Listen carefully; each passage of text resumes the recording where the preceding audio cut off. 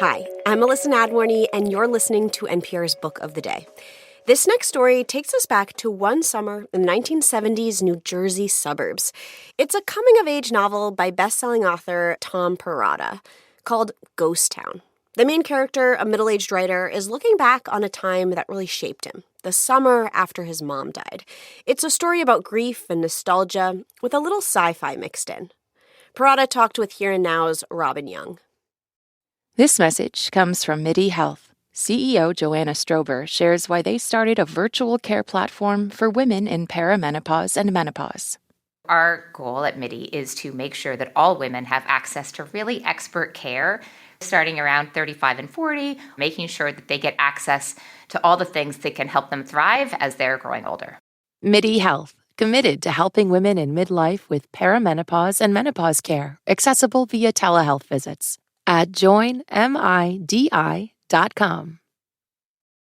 Tom Perrotta is back. He's the author of the bestsellers Election, Little Children, and the book-turned HBO series The Leftovers. Now, a new novel starring a writer who also has a TV series, one that's paid for his Hollywood home. Jimmy Perrini is like Tom Perrotta from New Jersey. Both had dads who were volunteer firemen. Jimmy is haunted about memories of the summer after 8th grade when he was 13 on the baseball field and heard his mom died of cancer. The game was stopped. Jimmy escorted off by sad officials past preteen girls who cried. Well, that's Tom Perrotta's new character, but the author may be working out some memories of his own. His own mother, we understand, almost died when he was 6 and was an elderly woman when she did die while Tom was writing this book.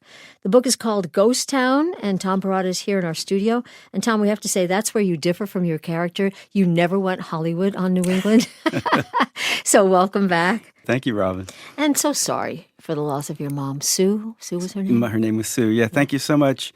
Yeah, this book really did emerge from this period during the pandemic when my mom, who lived a long, happy life, was declining and was living alone in the house where I grew up in New Jersey. And so I was going back 1 week out of the month for about 3 years. And I really did feel the presence of memories and ghosts. Ghosts, yes. And you're right. My mom did have a health emergency when I was a little kid. And part of this book was me thinking, like, what would my life have been like if, my mother had died when I was young? So Jimmy's 13, moving through a fog of grief and getting into trouble and summoning some ghosts. Well, and being one himself. And this, from what I loved is that a lot of these things, you feel like, yeah, I get that. That kid who, when we were little and we didn't know what to say to them and the parent passed. Let's just set this up for people. In your imagining, it's 1973. Your character, Jimmy, lives in Creamwood, New Jersey. You were Garwood? Garwood was the name of my town. Know it well. You write, almost everyone Jimmy knew was Catholic. Most of them were Italian-American. The whole town celebrated the same holidays, ate the same food, watched the same TV shows at the exact same time, and sang along with the same top 40s on the AM radio. Oh, and one more thing, you write, they were all white, every single one of them. So as Jimmy's floating ghost-like through this town with nobody talking to him about this loss of a wonderful mother, he braids with different threads that you bring up. Vietnam, very present. Those who served, those who didn't. Race relations. Suddenly a person of color is in town. Everyone notices. You're nodding. Is this how you imagined your town or how you knew your town? Well, this is how I knew my town. There were a bunch of, working-class towns in that part of north central New Jersey that were all white, not by accident. Segregated. Yeah. And, so one of the differences when I was coming back to help my mom out, she had black neighbors. She had a trans neighbor. There was a Chinese woman who lived across the street. And I was just always surprised, like, oh, this town has become like America. It is no longer this all-white enclave. But at the same time, of course, that was the moment of George Floyd and Black Lives Matter and the Trump administration. And I was, thinking about what that time was like. And it was a time that I thought was in past. The 70s, yeah. But now it was sort of making its way back into the air. So that was another ghostly presence that I wanted to write about. Well, Jimmy, your character, when he's a kid, he's, as we've said, unmoored by his mother's death. And by the way, you're writing this as your own mother is dying. And I'm betting you're paying tribute to her. Yeah, well, I think she was kind of the person with the vision for the family. My father was a hardworking mail carrier, but I don't think he was especially ambitious for himself or for his kids. I think he would have been perfectly happy if, we'd graduated high school and gotten a good job or went into a trade. But my mother was like, no, my kids are going to college. And my brother went to Williams College. My sister went to Villanova. I went to Yale. So, her vision of the family was the vision that determined our lives. And so I think what Jimmy is discovering when his mom's gone is like, wow, there's nobody looking out for me, except that he then finds his way to these damaged older kids who take on the role, the role of the dubious mentor. He gets picked up by a, one step from jail, older kid who cruises his car around, pot smoking around the clock. Yeah, and it's what you said before, where he becomes a kind of ghost. He feels that he can no longer be part of normal everyday life. Right. And so the kind of people that he now feels comfortable around are people like him who are wounded and trying to kind of deal with, in the case of the boy Eddie, who drives this, hot rod Vega around. You can tell Eddie, he just wants to get high all the time. He also meets an older girl named Olivia. Jimmy does, yes. Yeah. Who is a recreation arts counselor and an interesting hippie, but she introduces him to the Ouija board. Here's where, I hope enough in the audience remember this, where you'd put your hands on this thing that would move around the board, and it supposedly said things when you contacted spirits. Where did this come from? I don't remember what made me think about the Ouija board. It may have been being home and feeling like, I'm surrounded by ghosts. Maybe that you played it when you were a kid. I certainly have. Oh, yeah. And I just, at some point I remembered, we played with it, we used it. It's a genuine spiritualist device for people who take it seriously. We had the Parker Brothers version that was, just a board game and a suburban diversion. Yeah, but late at night at a sleepover, You can spook yourself. Oh, man, scare the heck out of yourself. And they seem to your characters truly find spiritual presence. We don't have to go into what those are, but they're not, suffice to say, they're not the people they're looking to connect with.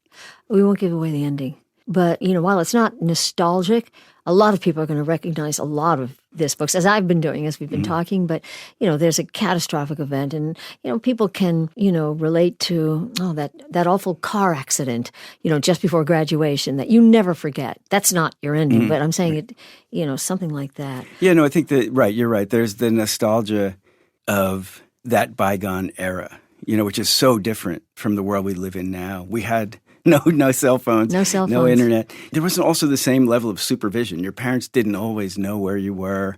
And, Jimmy's off having these strange, worrisome adventures, but they are adventures. And there is this element of him having to figure out his life for himself. Yeah. And sometimes we get very romantic about the free-range childhood and kids figuring it out for themselves. This book is a little bit about the dark side of that. But nonetheless, it's a very different idea of childhood than we have now. And and there's some things that are kind of really troubling about the way we live now. And I think it is interesting to see this other way of being a kid.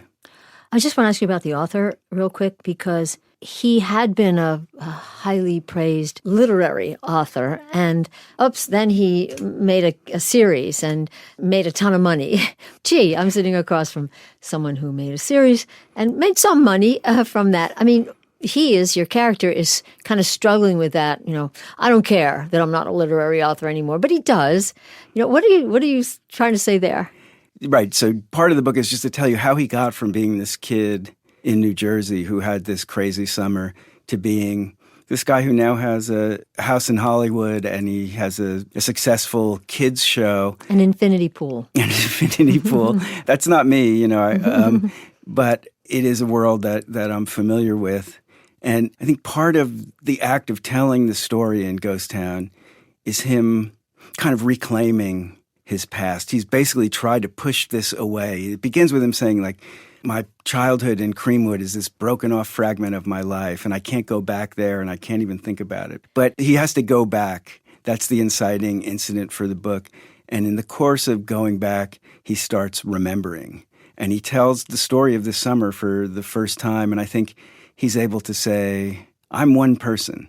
I think he's sort of making himself whole by telling this story. And I think that's something that therapy does, that to tell a story is to reclaim the past and to make yourself whole.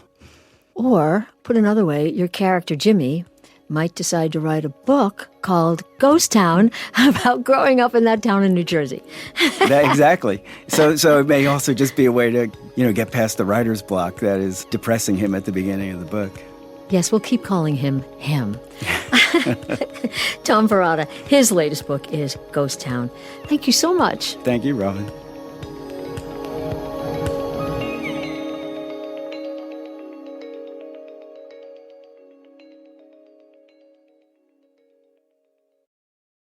Support for this podcast and the following message come from E-Trade from Morgan Stanley. Simplify your finances and discover the convenience of investing and banking all in one place. Plus, get up to $1,500 when you open a brokerage account with a qualifying deposit today. Learn more at etrade.com/offer. Banking products and services are provided by Morgan Stanley Private Bank, National Association, member FDIC. Terms and other fees apply. Investing involves risks. Morgan Stanley Smith Barney, LLC, member SIPC.